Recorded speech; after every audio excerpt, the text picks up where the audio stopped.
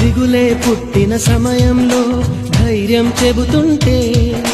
గొడవే పెట్టిన తరుణంలో తిడుతూనే వేడుకుంటే, కష్టం కలిగిన ప్రతి పనిలో సాయం చేస్తుంటే, విజయం పొందిన వేళలలో వెనుతట్టి మెచ్చుకుంటే, దాపరికాలే లేకుంటే లోపాలను సరిచేస్తుంటే, ఆట పాట ఆనందం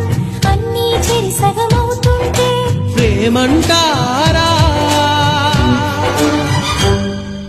కాదంటారా? ఒకరికి ఒకరై ఉంటుంటే, ఒకటిగా ముందుకు వెళుతుంటే